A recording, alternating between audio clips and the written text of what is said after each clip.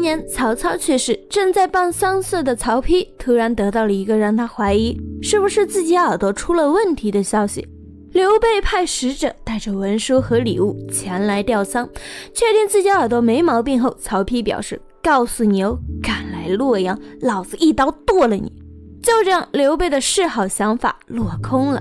刘备为什么要对曹丕示好呢？因为他准备打孙权。打孙权为什么就要对曹丕示好呢？因为兵力实在拿不出手啊。受《三国演义》影响，很多人以为刘备打孙权时带了70万大军，然而这是不可能的。汉末三国时代人口锐减，陈群就说过，曹魏全国的人口也就相当于汉文帝、汉景帝时期一个大郡的人口。这样的说法固然夸张，但也足见当时人口之少。在这种情况下，只有一个益州的刘备哪来的70万大军呢？综合史书记载来看，真实历史上刘备伐吴的总兵力大概有5万多人。孙权这边光是派出去抵挡刘备的陆逊就5万多人，而孙权军的总兵力应该在15万以上。也就是说，哪怕刘备真能搞定陆逊，后边还有孙权亲自率领的10万大军在等着他呢。刘备打的这场进攻战难度完全是地狱级别。在这种情况下，刘备当然希望曹丕可以出手，并不是说他要和曹丕联合作战，他只是希望孙刘两军对峙时，曹丕可以从背后捅孙权一刀，如此一来，然而结果我们都知道，曹丕并没有这么干，他封孙权为大魏吴王，随后就全程看戏了。很多人都觉得曹丕的做法简直蠢酷了。对此我想说，如果曹丕真的打了孙权，那才是蠢哭了。嘲笑曹丕的人似乎都忘了之前曹操活着的时候发生的一件事。公元215年，孙权派兵攻打荆州，刘备火速赶往和孙权对峙。此时的曹操选择了趁机攻打汉中，拿下张鲁。曹操这么干了以后，造成的结果是刘备以放弃2个郡为代价，重新和孙权达成了联盟。等于说，曹操的行为不但避免了孙刘的内耗，还让已经破裂的孙刘联盟又维持了4年。接下来这4年，曹操过的日子那可真是不好过。同理，如果曹丕打了孙权，多半又是一场历史重演。孙权主动把荆州给刘备，孙刘再次联盟，刘备成了最大赢家，曹丕成了最大的冤种。估计有人会说，刘备要为关羽报仇，他不可能同意跟孙权议和啊。我想说，刘备是个重义气的人，这没错。但别忘了，刘备还是一个在乱世中摸爬滚打了几十年的政治家。唇寒齿亡这种最基本的道理，他能不懂吗？事实上，孙权被刺是219年，刘备伐吴则是221年。从这点就可以看出，刘备伐吴并不是一个纯粹的不理性决定。刘备当然想为关羽复仇，当然想要孙权死。问题是，先拿回荆州，让孙权处于半死不活的状态，等统一天下后再要他的脑袋，这也不迟吧。综上所述，我认为刘备原本的战略意图是，首先向曹丕示好，并暗示曹丕可以从背后捅孙权一刀，然后出兵和孙权对峙，等曹丕出兵，孙权挨揍后，趁机威胁孙权交出荆州。如此一来，孙权虽然不会被灭，但实力也将大大受损，从此处于半死不活的状态，只能乖乖当刘备的小弟。等统一天下后，再要孙权的脑袋。当然，这只是我的个人看法，欢迎大家讨论。遗憾的是，精明的曹丕并没有中刘备的圈套，他理智的选择了中立，让刘备的计划完全落空。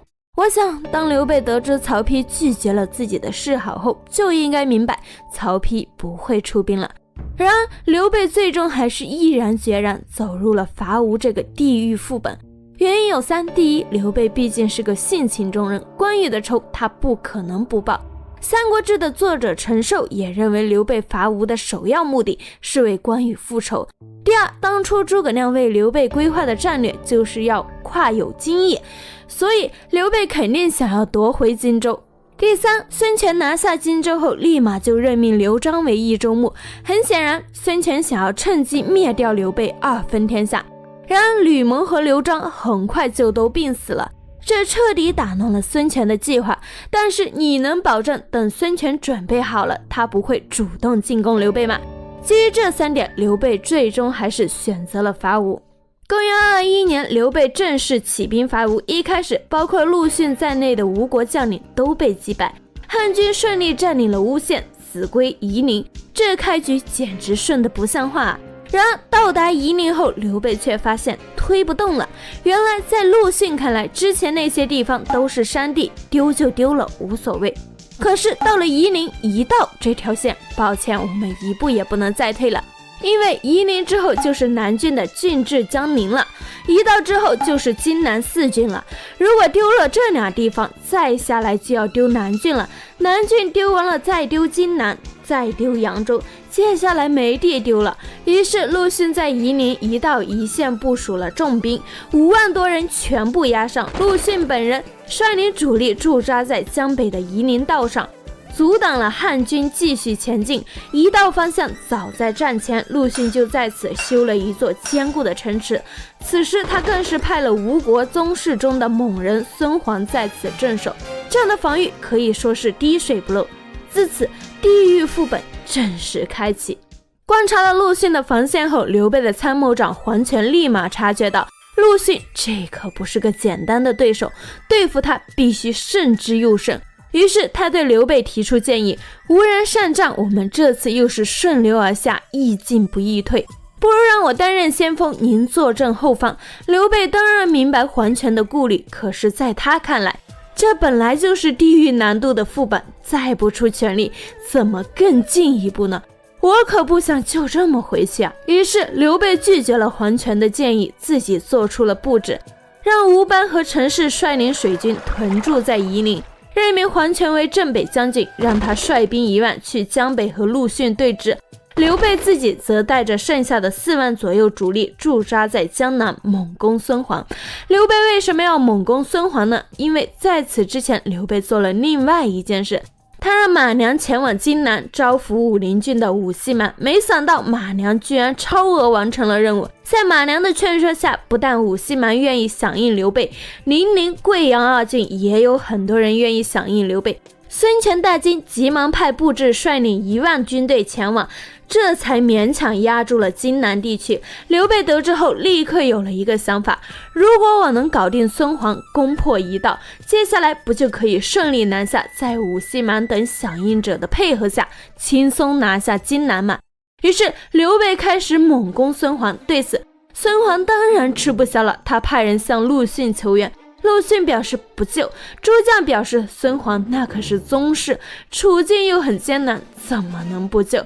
那意思是宗室你都敢不救，不怕孙权记仇？陆逊淡定地答道，孙将军很得人心，而且城池坚固，粮食充足，没什么可担心的，等我的计划成功，不用救他，他也可以解围。结果正如陆逊所料，刘备拼了老命也拿不下一道。没办法，古代的攻城战实在是太难了。攻打一道期间，刘备还设下伏兵，并诱使陆逊出战，结果也被陆逊识破。就这样，刘备在机械的、重复的、令人绝望的攻城战中度过了整整半年。对于刘备来说，这样的折磨不算什么，因为他早就习惯了。从23岁起兵开始算起，刘备39年的奋斗生涯，真正称得上光明的时刻，只有从赤壁之战后到失荆州前的10年，其余的29年几乎都是在暗无天日、看不到一丝希望的折磨中一点一点熬过来的。说实在的，刘备的经历不能细想，否则真容易喘不过气。然而刘备全都挺过来了，在他看来，只要有毅力就能挺过一切，更何况区区的一道。然而他忘了，他能忍受这样的折磨，士兵呢？在围攻一道的半年中，士兵们面临的是机械的进攻，是同伴的死亡，是绝望的折磨，是盛夏的暴晒。他们的士气和战斗意志就这么一点一点耗尽了。而这一切都被陆逊冷冷看在眼里。那一天，他终于决定出手了。一开始，陆逊试探性的派出一支军队进攻刘备的一个营，结果没有攻下。诸将抱怨道：“这不是白白损失士兵吗？”陆逊笑道：“我已经知道该怎么办了。”这次他辅以火攻，成功拔掉了这座军营。接下来史书没有再提到火攻，而是用了2个字：事成。是的，火攻从来就不是陆逊取胜的关键。历史上刘备并没有连赢700里，从夷陵到夷道只有几十公里，怎么连赢700里？陆逊更没有火烧连营700里，火攻说白了只是陆逊进攻时的一个辅助手段罢了。陆逊取胜的真正原因就在于事成2字。之前6个月的攻城战已经彻底磨没了刘备军的士气和战斗意志，而陆逊这边则是养精蓄锐了整整6个月，将士一心求战，士气正旺。如此形势下，陆逊攻破刘备军一座军营这个举动，彻底形成了多米诺骨牌效应，刘备军的整体崩溃开始了。接下来的战局只能用兵败如山倒形容。陆逊一口气攻破了刘备军在江南的40多个营，张南、冯习等大将也都战死了。刘备率军逃到马鞍山上，陆逊率军猛攻，刘备军再次惨败，至此陆逊大获全胜。然而出乎陆逊意料的是，刘备居然成功逃脱了。是的，在吴军四面围攻、紧追不舍，朱然又率军截断刘备后路的情况下，刘备硬是以60多岁的高龄翻越崇山峻岭，摆脱层层追兵，狂奔700多里，逃回了白帝城。除了福字，我没啥可说的了。很多人认为夷陵之战刘备是全军覆没，仅以身免。事实上，这一战是刘备的惨败，那是肯定的。但要说仅以身免，那还不至于。所谓仅以身免的说法，出自《父子》和《三国志·吴主传》。父子是曹魏官员写的，《三国志·吴主传》应该是陈寿参考东吴资料写的。不论曹魏还是东吴，都有足够理由夸大刘备的失败。这就好比诸葛亮也说过，曹操在汉中之战率领数十万军队，却仅以身免。个人认为这些都属于夸大的说法。